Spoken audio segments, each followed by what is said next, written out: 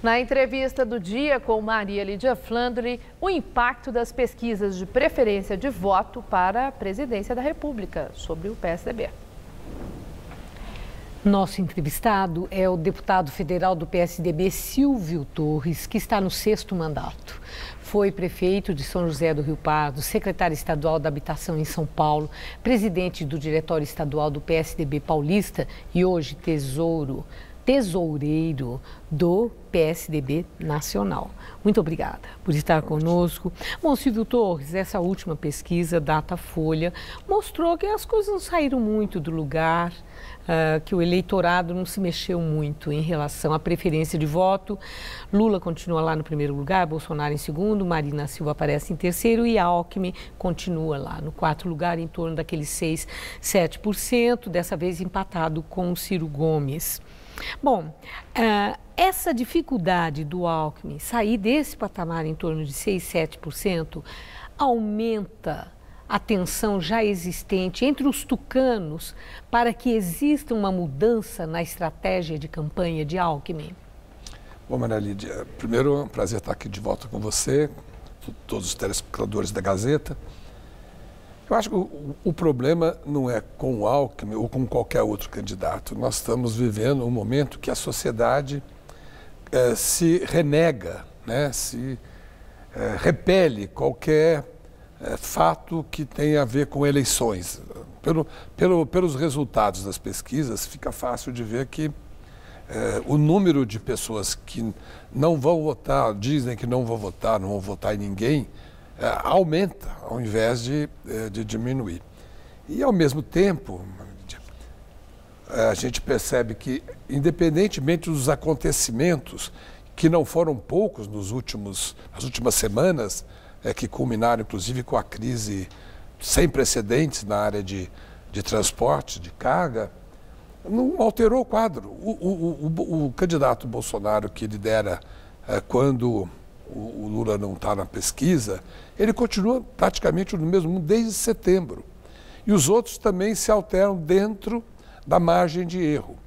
Então, eu acho que a tensão não é uma tensão interna. É lógico que, à medida que as eleições se aproximam, nós queremos melhorar o desempenho, estamos nos organizando para isso, buscando as alianças que são do mesmo campo e que vão nos ajudar também no tempo de TV.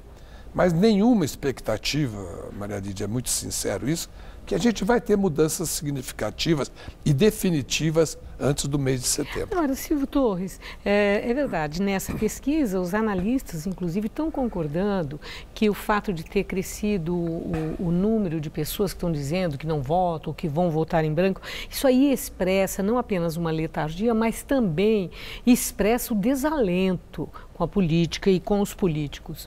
Que argumento Geraldo Alckmin tem para esses eleitores que estão tão sem esperança e não acreditando em ninguém, para conquistar o voto deles? Olha, a estratégia do Alckmin e de nós todos que o apoiamos é que ele tem uma história de vida e uma história de experiência administrativa, política, que o deixam preparado e pronto para assumir o desafio de governar o Brasil.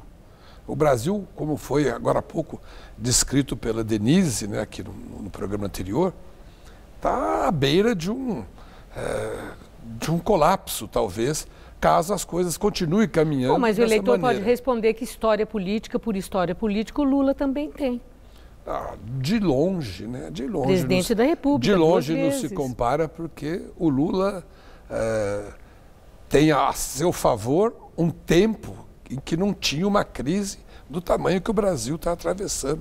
3 anos de déficit público seguidos, crescimento pífio, além da recessão de 3 anos também, e agora com a perspectiva de um crescimento menor ainda, se nós não escolhermos bem as pessoas que vão dirigir o país. Agora, Silvio Torres, eu vejo que no PSDB vocês se referem ao Bolsonaro como voo de galinha. Você mesmo, né, teria dito que ele é aquele que dá combustível que para incendiar e logo em seguida aparece com o uniforme de bombeiro. E o próprio Geraldo Alckmin falou que ele não aceita ir para um debate porque não tem o que dizer. O que é isso de vocês subestimarem a força política de Bolsonaro? Como na fábula da raposa, as uvas estão verdes? O Manelli, o meu comentário, se você se lembra, foi em cima da crise da greve dos caminhoneiros, que ele apoiou, incentivou e depois, quando chegou num estágio de quase calamidade pública, ele foi lá dizer que não podia continuar assim e tal. Né? Tem todo sentido.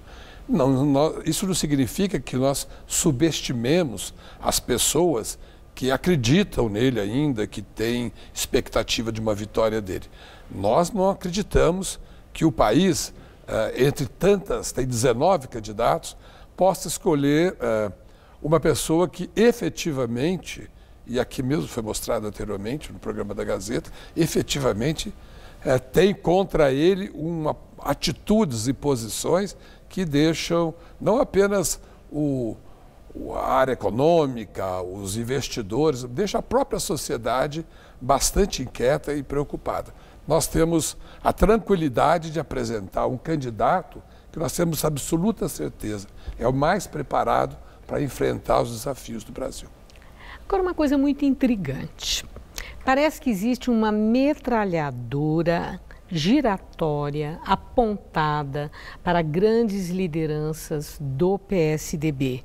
Já foram atingidos Aécio Neves, José Serra, Aloysio Nunes, Beto Richa, o próprio governador Alckmin e até Fernando Henrique Cardoso. Quem é o artífice dessa ação para demolir grandes lideranças tucanas?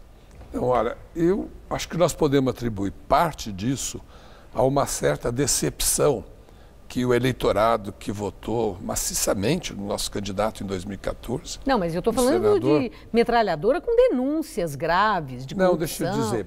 Primeiro, uma decepção que foi uma campanha em que se atirou muito na história da corrupção e tal, e de repente lideranças do partido foram atingidas por essa onda toda das investigações da Lava Jato e outros adjacentes.